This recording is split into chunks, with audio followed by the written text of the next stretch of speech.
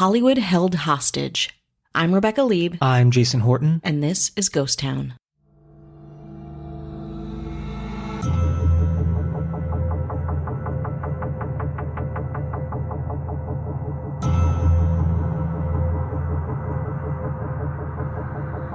On October 5th, 1945, a 6-month strike by the set decorators represented by the Conference of Studio Unions came to a boil, leading to a bloody riot at the gates of Warner Brothers Studios, known as Hollywood Black Friday. And it is Friday. It is Friday. Today is a Friday. This is about a Friday, and we're discussing Fridays. What more do you want? Together. What more do you want? Nothing. Besides probably everything. No, this is all you want, and it's all you'll get. Well, that's what Hollywood told the crew and workers, and they were like, no, how about we riot? In 1945, the movie industry is at the tail end of the golden age of Hollywood and post-World War II. Things are changing, and the movie industry is making huge profits. Think about that time, the 1940s. I mean, they're releasing like 40 movies a month or something like that. Exactly. Movie stars are big. We got your Cary Grants and your Gregory Pecks. Totally. But they're all tied to the studio system. So they are really beholden. It's not like now where celebrities are bigger than life. They can work for many studios, do lots of different things. At that point, unless the studio released them to do a film somewhere else or to do some kind of shoot or a play or whatever, they were really, really beholden to the studio that they worked for. And they worked there for many, many years. Their contracts were 10 years, 20 years. It's a long time. And sometimes that worked out, and sometimes you found that that wasn't great because careers waned and things changed, and you're stuck at a place where you can't do what you want or you can't do something that will continue your career. For once, we're not going to talk about the celebrity. We're going to talk about the people that make the things happen, namely, in this case, the set decorators. I like the that. The people that made, these sets were amazing, lavish. Huge, groundbreaking, especially at the time. Like, go back and watch any of these movies. Everything looked great at a time where there wasn't a lot of frames of reference. Yeah. So they did a lot of work, and they wanted some.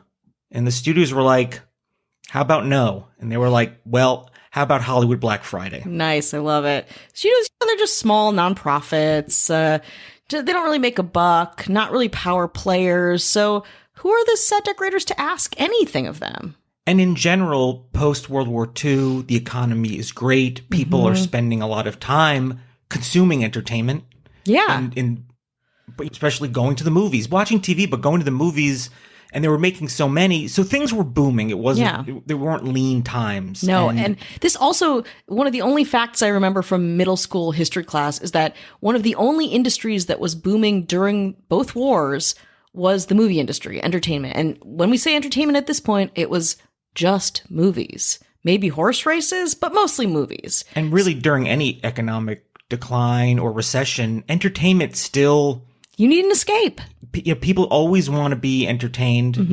Obviously, now going to the movie industry, as far as movie theaters, has taken a hit, and the movie industry has taken some sort of hit in some way, shape, or form, depending on who you ask. But people don't stop. You might stop going to CrossFit. You're not going to stop watching entertainment. Absolutely. It just depends. Now we have lots of different ways of watching it. Then you did not. So they've already been making a ton of money, hand over fist. There was an increase in volume of things being produced and made, and revenue was not passed down to the employees.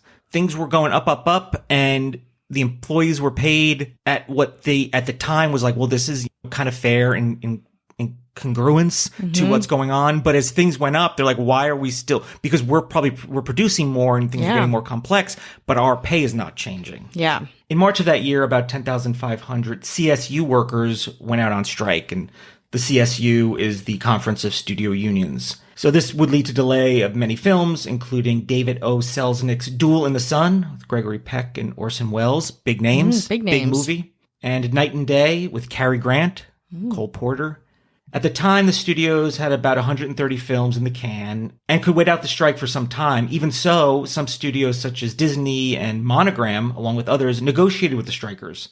Columbia, Fox, MGM, Paramount, RKO, Universal, and Warner did not bargain with them. Even though union leadership of the IATSE threatened their members with action if they did not go to work, many would not cross the picket line. Nice. So fast forward 6 months later, we take a break. Money and patience was growing thin, and nearly 300 strikers gathered outside of Warner Brothers' main gate, right here in sunny Burbank. That's right. I mean, we're close to Burbank. I mean, we're relatively close to we're Burbank. like 15 minutes. The summer in LA had been hot, and this day's temperature was no exception. So a hot October, we get it. It's kind of a hot February right now. It is, truly. Non-strikers tried to get to work at 6 a.m., but were met with barricades. So obviously there's people that want to work. There's people that are like, no, we are on strike. You do not go to work. So tensions are high on both sides. Some drivers attempted to get through the crowd, but their cars were stopped and overturned. Jesus. Just trying to get into the gate. Yeah.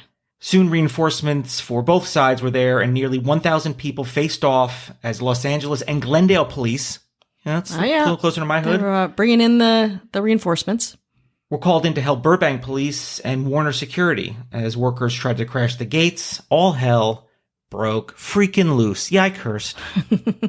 Armed with chains, hammers, pipes, tear gas, nightsticks, firefighters sprayed the rioters with fire hoses. You turn on the fire hoses, it's like pretty bad. Yeah, a lot of pressure. Warner Security used tear gas. The 300 police and deputy sheriffs finally calmed the scene with over 40 injuries reported. Thankfully, not one shot was fired and no one was killed. Amazing. Now, what was the outcome of this? So Hollywood Black Friday helped pass the Taft-Hartley Act in 1947. You've heard the term Taft-Hartley. That's a very common in the world of SAG, right? Absolutely. If you are an actor who hasn't been Taft-Hartley'd at some point, I would say you are not working that much, because it's the line between union and non-union acting. It's how you get into the union. You can kind of sit on this line. It's, I don't know. Jason does a little more acting than I do these days, but what's interesting is that what I knew, you say, oh, did you get Taft-Hartley? The Taft-Hartley Act does not make any mention of that. I'm sure there is a connection to it about work, right to work, and all that. But this is more of an act that was supposed that people seem to think is really outdated and not everyone agrees with, especially when it comes to workers and unions. Yeah, and the changing landscape. I think films, for as quick as they are to capitalize on things, they are very slow to change their processes. And we can talk a little bit too. I'm part of the IATSE that you're talking about in this present day. And we just had a big strike too for similar conditions.